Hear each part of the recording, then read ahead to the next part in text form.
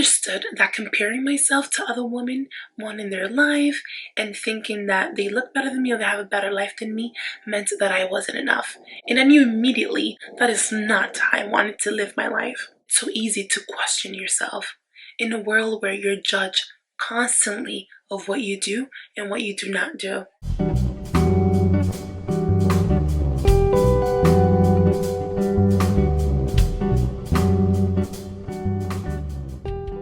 Hello everyone, welcome to my channel if you're new here, and welcome back if you're already part of the tribe.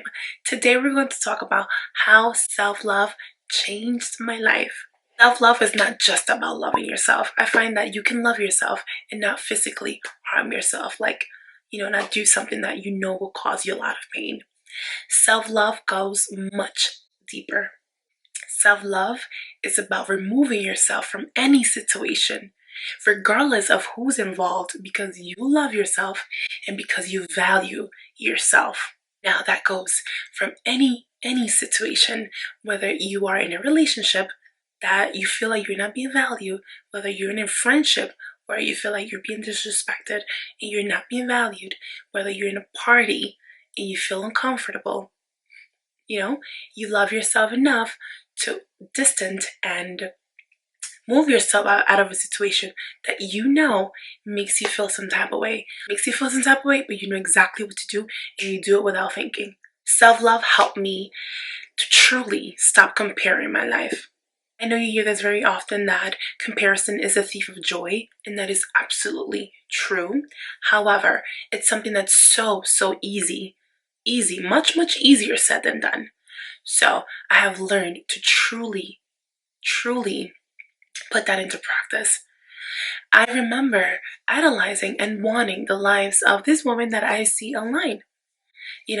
How just amazing everything looked, how beautiful their home looked, how beautiful their face looked. And I realized, like, many of them use Facetune on their face. People know their angle, so they pose a certain angle. They use a certain lighting to make themselves look a certain way. Posing at a certain angle, having the camera on a certain angle. Like, I am idolizing a life that probably doesn't even exist, because it's all strategically done a certain way. Do you understand? I'm trying to help you understand how I embedded that in my mind, and I help myself understand that regardless of whether it was not all the way real, it has nothing to do with me. Had nothing to do with me. If I wanted a certain life, I had to work for it. Seeing someone else's life did not take away anything from mine. If I wanted something, I have to work for it. I have to work towards the life that I know that I deserve. And that's what came from learning my value and knowing what I am worth and what I deserve, which came after starting this whole self-love journey. I understood that comparing myself to other women wanting their life and thinking that they look better than me or they have a better life than me meant that I wasn't enough. And I knew immediately that is not how I wanted to live my life or wanted to continue to feel that way. I no longer question my value and what I bring to the table. Without self-love and self-worth, trusting in your ability, it's so easy to question yourself in a world where you're judged constantly of what you do and what you do not do. I worked on the parts of me that I did not like, or the parts of me that I felt could improve, that I could improve.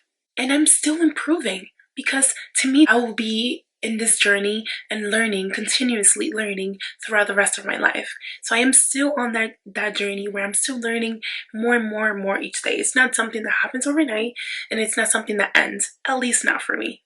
For me, my self-love journey, I'm on the mission of becoming the best version of myself. And to me, there's no end to that, because it's a process. It's a continuous process that you just learn every single day. Every single day you learn something about yourself and about life. And when you learn something about life, you learn something more about yourself. You learn if you like it, if you don't like it, if it's comfortable for you, if that's something that you don't want as part of your life.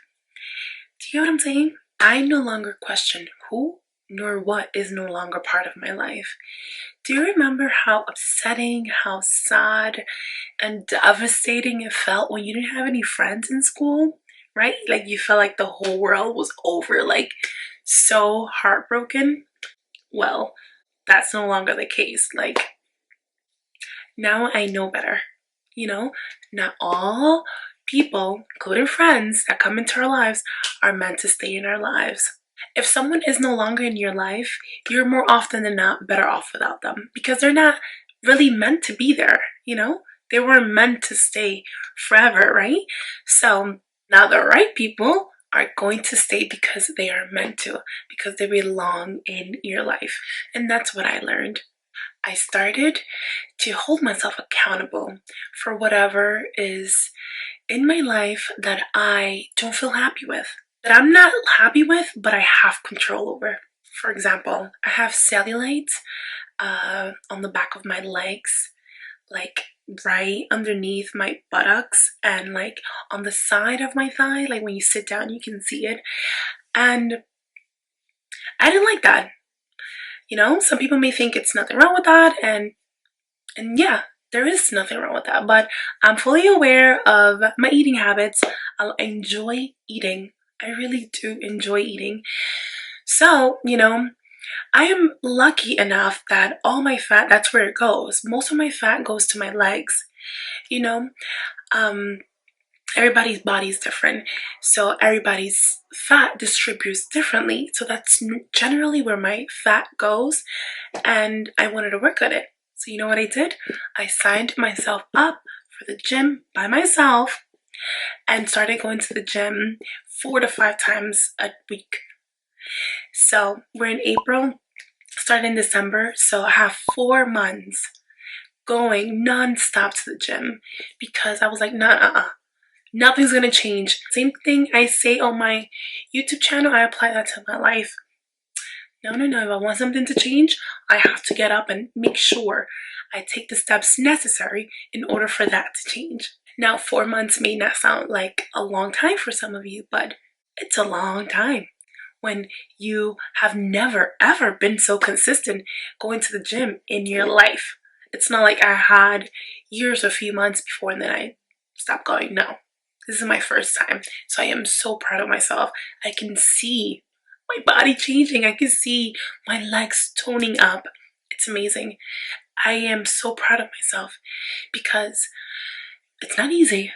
It's not easy to choose to stay focused and be determined to reach your goal, you know, when you can just stay home and do your own thing. So I share this to hopefully encourage you and motivate you to change whatever it is that's under your control that you can change and you wish to change and you want it to be different. Do something about it. It's not going to change on its own, so do something about it. Commit yourself to do it. You don't have to make a drastic change. You know, you can slowly but surely take micro steps to achieving your goal. Because, you know, everybody's life is different. Everybody have different responsibilities and different things that they have to do in their life. Find something that works for you and work on whatever you wish to change. I have learned to live my life on my own terms, to do things when I want, when I feel like it, not when others want me to or when it's beneficial to someone else. Self-love has taught me to live my life intentionally, not to please others. After all, people are going to talk regardless. Haven't you noticed you've been, let's say, this one particular person, you've been so nice to them, you've been there for them, you listen to whatever it is that they wish to talk about, you're just there for them, and then one day you're suddenly not, or one day you do something they're not expecting you to do, and all of a sudden you're a bad person. They forget about all the good thing you did. Yeah, so people are going to talk regardless. At least that's my belief. It's been proven to me many times. So, you know, people take advantage. They take advantage of you. If you are nice and you make yourself available 24/7, they take advantage of that too. Just like, you always lose. That's ultimately my understanding with people. Some people, of course, not all. I'm talking about not all. So if they're gonna talk regardless, then why not do what you want to do because you feel like doing it? That is all for this video. Thank you so much for watching. I appreciate you and I appreciate your time. Don't forget to share this video. If you liked it, then share it with everyone you know, and like this video. If you liked it, then give me a big thumbs up and show me that you actually liked it. Comment down below. Let me know your thoughts. Let me know, what were you thinking while you were watching this video? Do you agree or disagree with anything that I said? And if you're not subscribed to this channel, then I hope you consider subscribing, and I hope I see you in my next one. Bye.